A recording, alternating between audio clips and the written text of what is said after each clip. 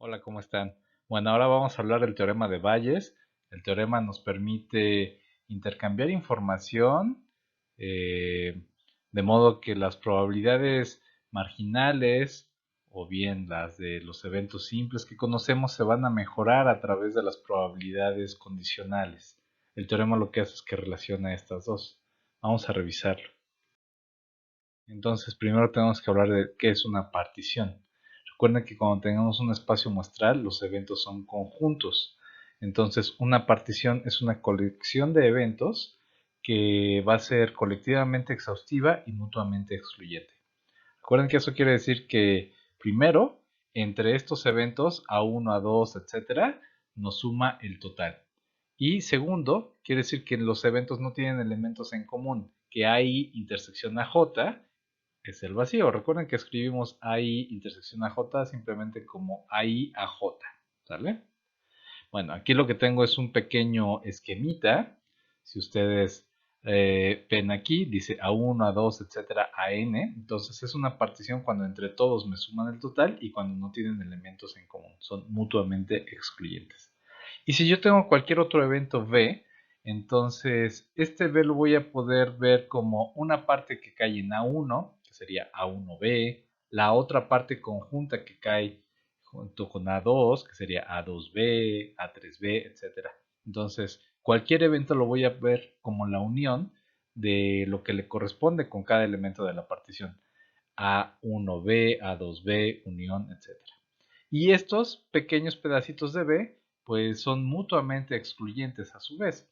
Entonces, la probabilidad de B va a ser simplemente la suma de las probabilidades de cada pedacito de B en los elementos de la partición. ¿Vale? Aquí ya no hay que restarle la intersección como lo hacíamos con la regla de la adición. Es un caso especial porque los conjuntos ya son mutuamente excluyentes. ¿Vale? Bueno, entonces tener en cuenta esta pequeña formulita. Ok, ahora vamos a hablar de la regla de la multiplicación. Recuerden que la probabilidad conjunta de A y B, que solamente se escribe AB, se puede calcular con cualquiera de estas dos fórmulas. Por ejemplo, la probabilidad de A y B es la probabilidad de que suceda A dado B por la probabilidad de que realmente suceda B. O bien, la probabilidad de que se den los dos, A y B, es las probabilidades de B si sabemos que ocurre A por las probabilidades que tiene de ocurrir A. Es algo muy intuitivo también.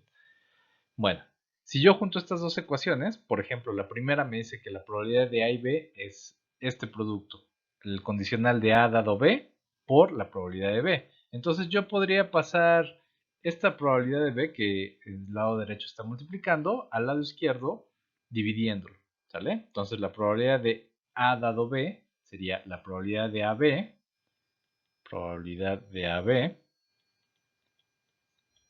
entre la probabilidad de B. Probabilidad de B. Bueno, disculpen la letra, ¿sale? Pero esta probabilidad de AB la voy a sustituir por esta parte de acá, ¿sale? Entonces simplemente es una sustitución directa. Entonces, bueno, aquí tenemos esta fórmula. Esta es la fórmula que es la base principal del teorema de Bayes, ¿sale? ¿Qué es lo que hace la fórmula? Que me permite intercambiar la probabilidad condicional, el dado B, que tengo aquí, por el dado A que tengo del otro lado, ¿sale? Entonces me permite intercambiar esos dos condicionales, ¿sale? A veces esta le denominan el teorema de Bayes, pero nosotros ya que hablamos de particiones, pues vamos a ponerlo en su versión más general para ocuparlo con toda su potencia, ¿sale?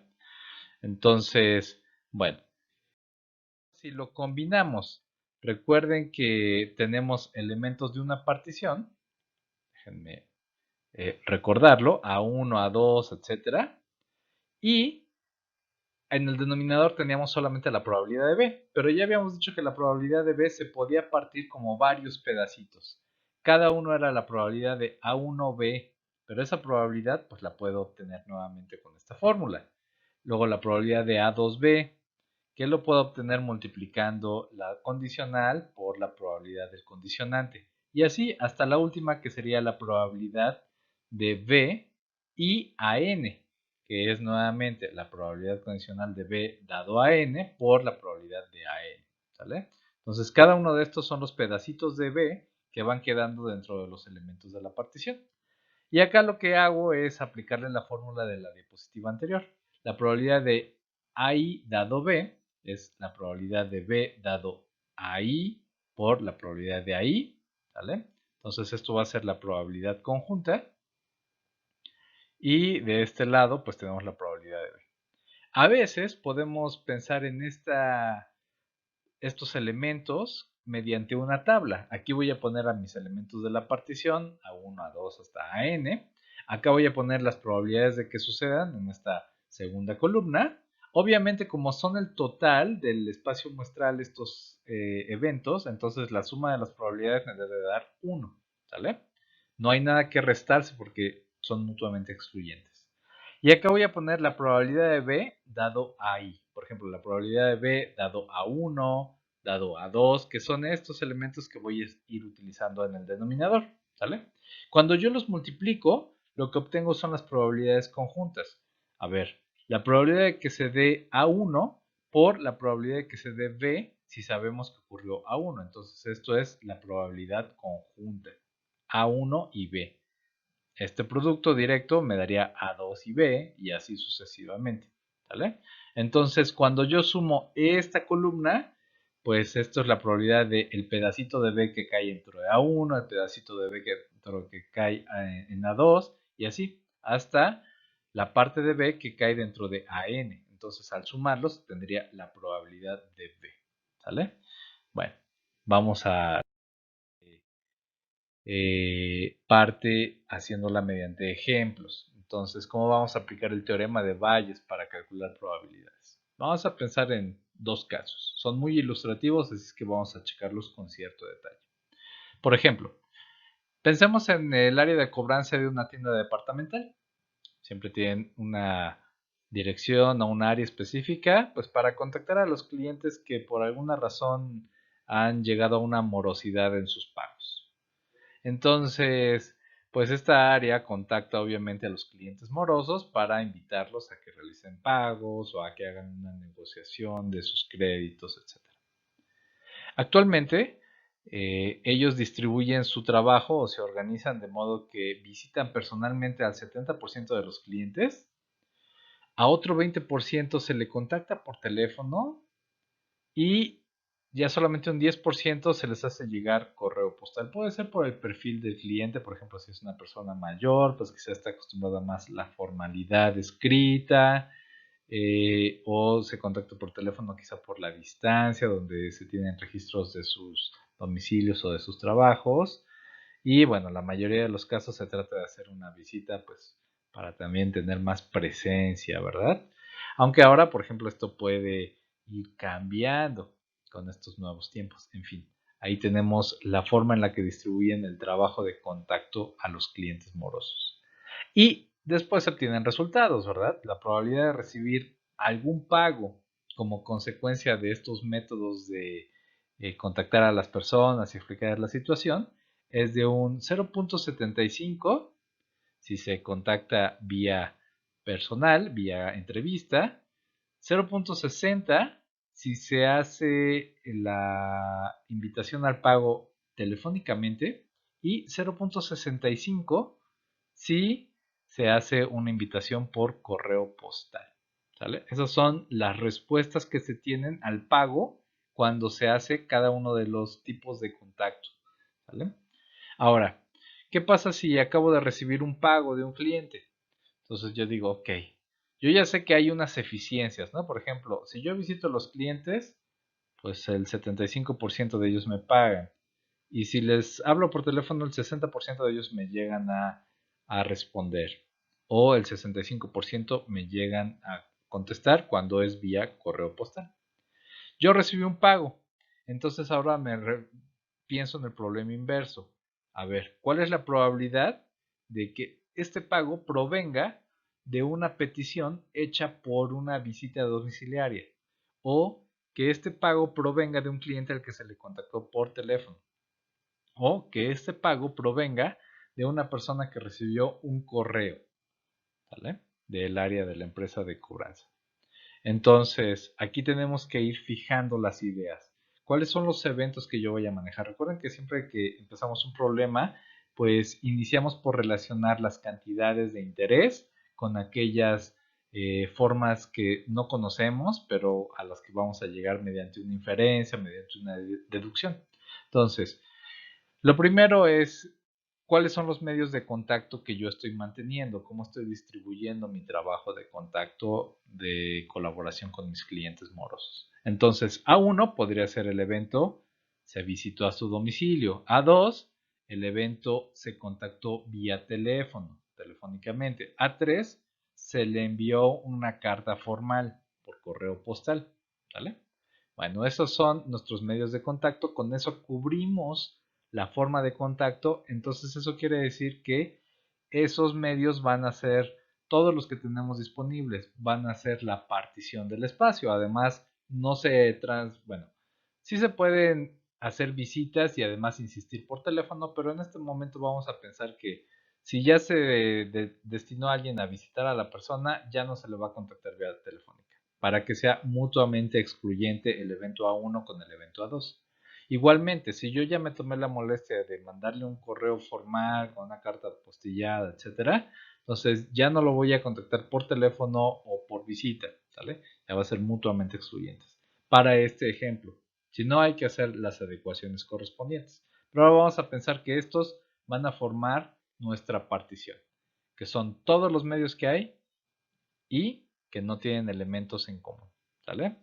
Que no hay personas contactadas por dos medios. Ahora, el evento B, pues es un evento que vamos a pensarlo como transversal en el esquema. El evento B sería el pago que se puede o no llegar a realizar. Hay probabilidad de que se pague y probabilidad de que no se pague, ¿sale? Entonces, la información que nos está dando el problema son informaciones de qué porcentaje de clientes se contacta por cada medio, entonces me dan la probabilidad de A1, de A2, de A3, y aparte me dan las probabilidades condicionales. Me está diciendo que la probabilidad de recibir un pago como consecuencia de hacer una visita domiciliaria es de un 75%. Entonces, la probabilidad de pago dado A1, entonces esto es un 75%. Aquí está. Luego, la probabilidad de pago dado que se contactó mediante teléfono, pues sería un 60%. Y la probabilidad de pago si se contactó vía correo, pues es de un 65%. ¿Vale? Ahora, ¿qué es lo que me piden calcular?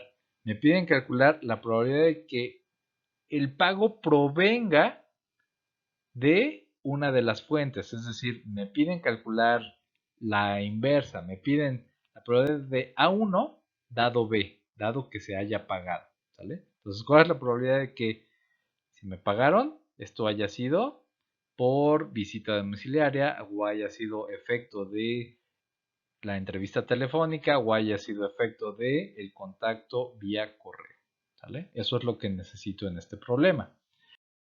Bueno, entonces para resolver el problema vamos a poner la información en la tabla que acabamos de comentar.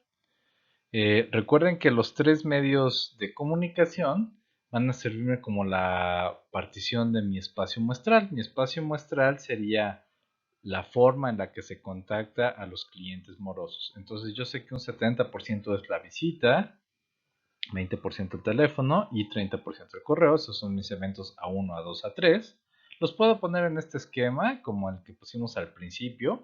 La idea es que no se traslapen, por eso yo sé que la suma de estos me da el 100%. Si se traslaparan, estaría contando doble y la suma sería más del 100%. Pero ahorita vamos a asumir que las personas que se visitan ya no se les contacta por teléfono, ¿vale? O igual teléfono y correo ya no tienen intersección. Bueno, y acá lo que tengo es la probabilidad de que me paguen si sabemos que me contactaron por visita es un 75%, por teléfono es un 60% y por correo es un 65%. ¿Sale? Bueno, entonces ahora, ¿cómo puedo saber, por ejemplo, la probabilidad de que me hayan pagado? Pues aquí yo lo que voy a tener es qué parte de los que me pagan se contactaron por visita, entonces A1B. ¿Sale? ¿Qué parte de los que me pagaron fueron contactados vía teléfono. Entonces aquí tengo el A2B.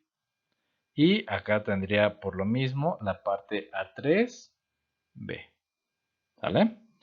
Ahora, ¿cómo calculo A1B? Pues del 70% de los que caen en B, el 75% me paga. Entonces el 75% del 70%, simplemente los multiplico. Yo hice las cuentas, entonces yo ya les puedo decir que esto es un 0.525.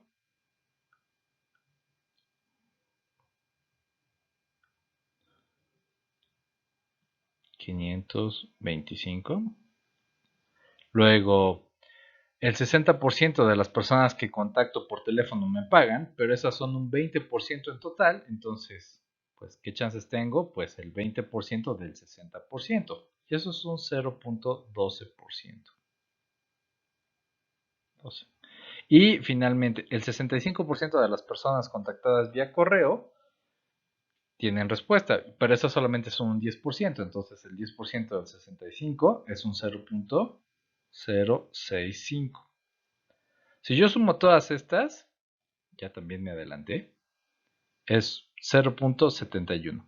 Eso quiere decir que la probabilidad de que me paguen o la probabilidad de B es un 71%.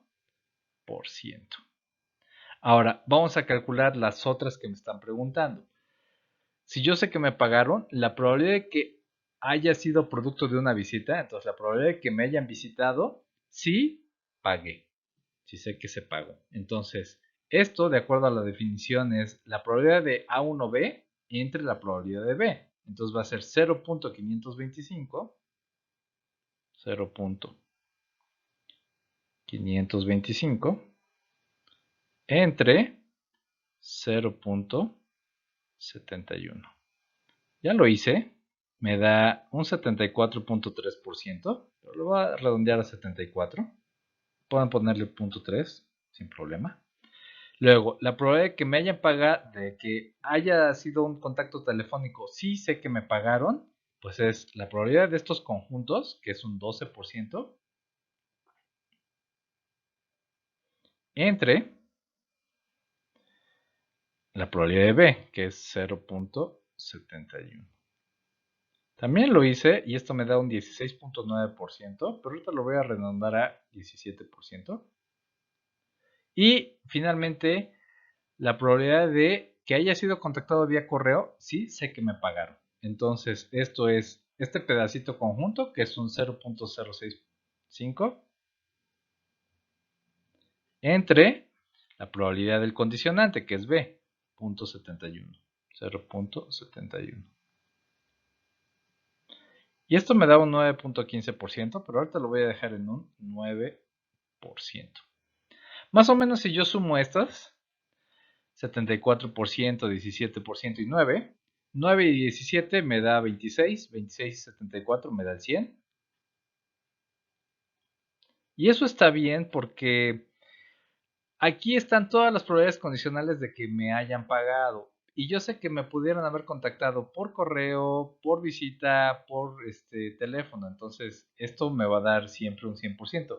¿Qué son estos porcentajes? Son los porcentajes relativos. ¿Cuánto mide A1B respecto de B? Yo sé que A1B es un 52%, pero de todo el espacio muestral. Este 12% es las personas que se pagaron y se contactaron vía teléfono, pero de todo, del total, ¿sale? Y respecto de los que se pagaron, representan un 17%. Igual, este 6.5%, que es el A3B, es un 6% del total, pero respecto de los que me pagaron, representan un 9%, ¿sale? Por eso aquí es el 100% de los que me pagaron, ¿sale? De los que pagaron. Bueno, así sería una aplicación del teorema de Bayes. Me da esta información intercambiándomela por la previa. Vamos a revisarlo con un último ejemplo, si les parece.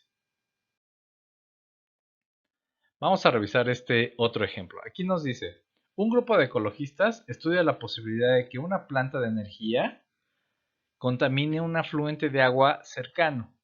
Esto asociado a tres factores que podrían darse en un momento determinado. Por ejemplo, que ocurriera una inundación por las lluvias, una inundación súbita que sea difícil de controlar, digamos, a veces las crecidas de agua se dan en minutos, en menos de una hora, sí, en 10 minutos, en 15, ya eso puede haber subido 1 o 2 metros hasta desbordarse, entonces eso es una inundación.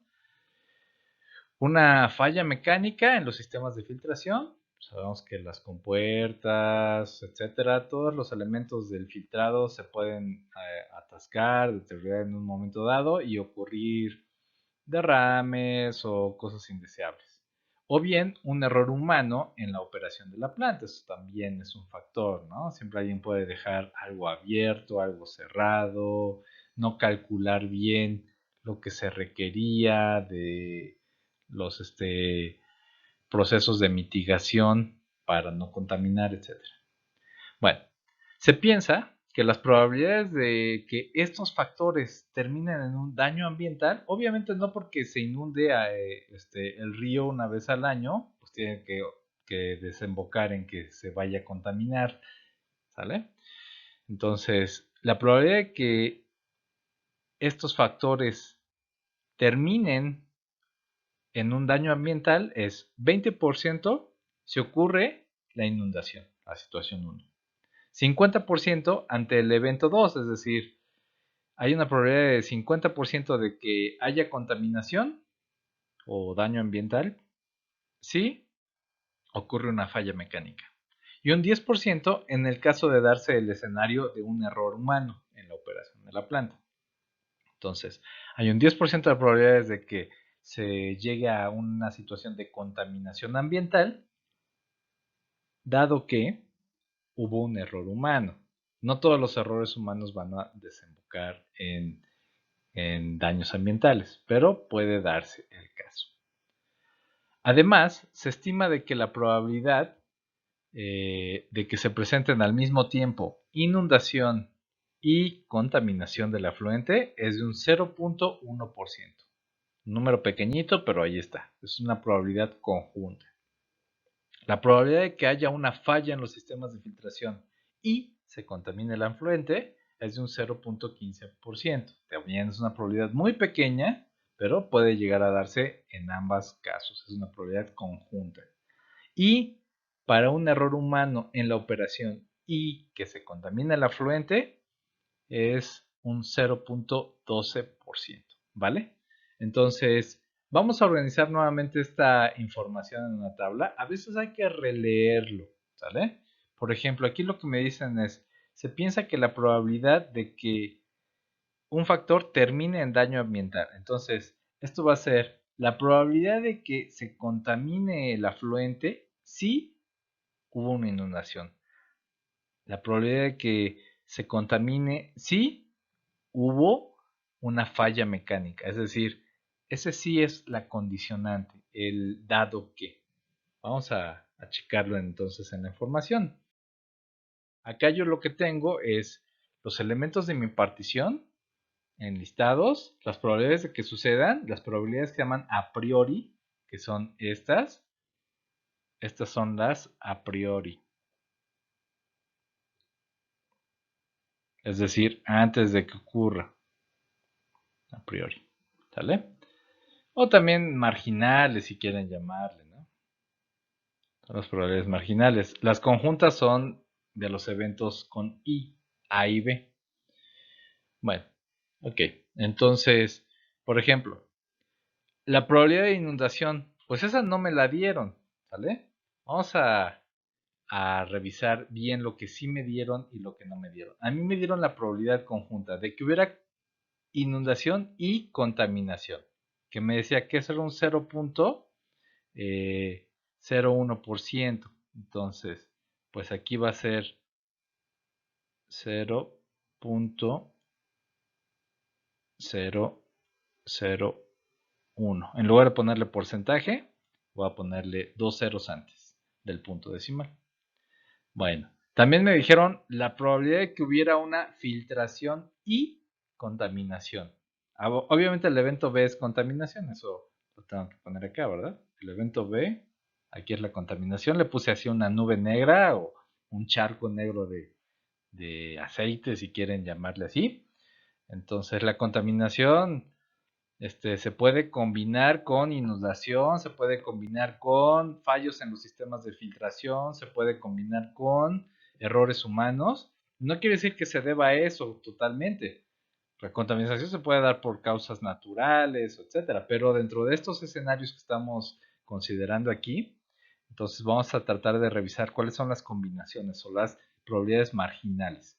Me decían que la probabilidad de que suceda un fallo en el sistema de filtración y contaminación del afluente era de un 0.15%. Eso vamos a escribirlo aquí como 0.015. ¿Sale? Sí, sí estamos aquí. Déjenme. No me puedo regresar de diapositiva. Pero bueno. Y la otra era la probabilidad de un error humano y contaminación. 0.002. Aquí miento, aquí también debería ser un 0. Así. ¿Sale? Bueno. ¿Por qué? Porque 0.15% es igual a un 0. Y aquí tengo que recorrer 1 y 2 lugares. Entonces me va a quedar 0, 0, 15, ¿vale? Bueno, eso es por esa razón. Bien, nos piden calcular la probabilidad de que ocurra una inundación. Esto es lo que no tenemos, esto es lo que no sé. Ni esto, obviamente, ni esto de acá. Esos son los que hay que calcular. Y la probabilidad de que el agua se contamine, entonces eso tampoco lo sé. Pero yo sé que tengo estas probabilidades conjuntas. Y el evento B es que se contamine el agua, entonces la probabilidad de que se contamine pues es simplemente la suma de todos estos pedacitos, ¿no? Recuerden que estos que tengo acá son estas combinaciones A1B, A2B y A3B. Entonces si yo lo sumo debe dar la probabilidad de B. Si yo sumo estos, por ejemplo, y aquí le tengo que poner otro decimal. Y están muy, muy chuecos, pero este es el cuarto decimal en todas. Entonces aquí va a ser un 5. Aquí 1, 1, 2. Aquí es un 4. Y acá es un 0. Y acá es otro 0. Y acá un 0. Entonces esto es un 0.45%. ¿Sale? Digamos, no llega al 1, pero pues ahí está latente esa probabilidad de que se contamine. Lo que sí sabía, además, es que si ocurre, por ejemplo, una inundación, hay un 20% de probabilidad de que el río se contamine o el lago, el afluente. Entonces aquí es un 0.20. Si hay una falla en los sistemas de filtración, la probabilidad aumenta. Entonces la probabilidad de que se contamine, si hay falla en la filtración, es de un 50%. Obviamente la filtración es importante. Y si hay un error humano, esto era de un 10%. ¿Sale? Entonces estas son las condicionales. Tengo las condicionales y las conjuntas. Y lo que tengo que calcular son las marginales. Entonces recuerden, esta es marginal, marginal, condicional y conjunta. Conjunta. ¿Sale? Disculpen la letra, pero pues así el lápiz electrónico. Entonces, recuerden siempre que la probabilidad de A dado B es la probabilidad de AB entre la probabilidad de B. Como aquí me piden la probabilidad marginal, digamos que la probabilidad de la inundación, pues si yo en esta ecuación paso este factor de este lado multiplicando, voy a tener la conjunta. Pero si yo quiero resolver para la probabilidad de B, entonces este de acá lo paso para acá dividiendo. Entonces, si ya regresamos a resolver la probabilidad de inundación, que es la probabilidad de A1, esto sería, déjenme borrar porque ya no me va a alcanzar el espacio. Vamos a ponerlo más de este lado. Y lo voy a poner en verde porque ya es una solución.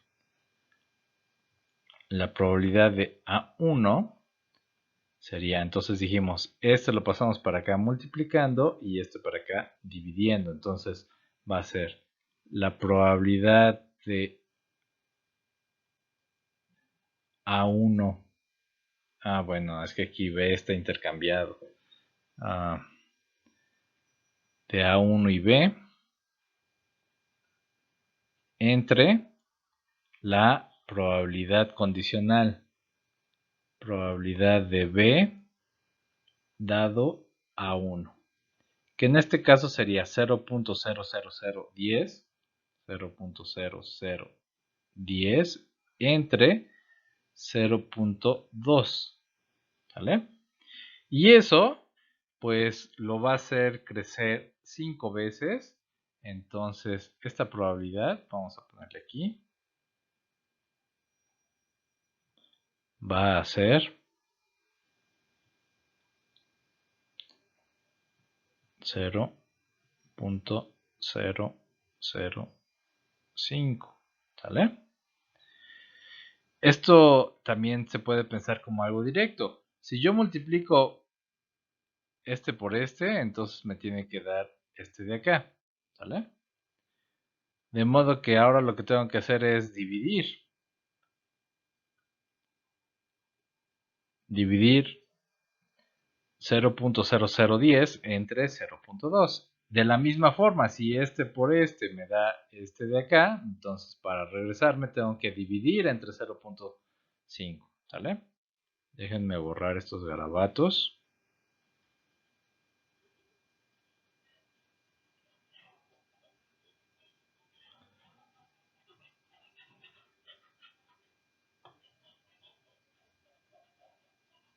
Bien. Es que vamos a hacerlo. Si yo divido 0.015 entre 0.5, esto me va a salir 0.003 o 0.30. Y si yo divido este entre 0.1, esto me va a salir 0.02. ¿Sale?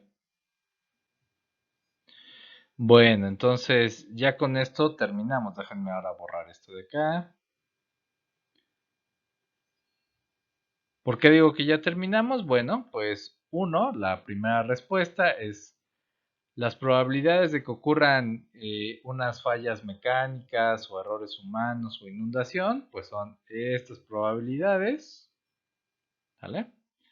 0.5% para la inundación, 0.3% para el fallo en los sistemas de filtración y 2% para el factor humano, lo cual es muy alto, pero bueno, pues ya, ahí queda.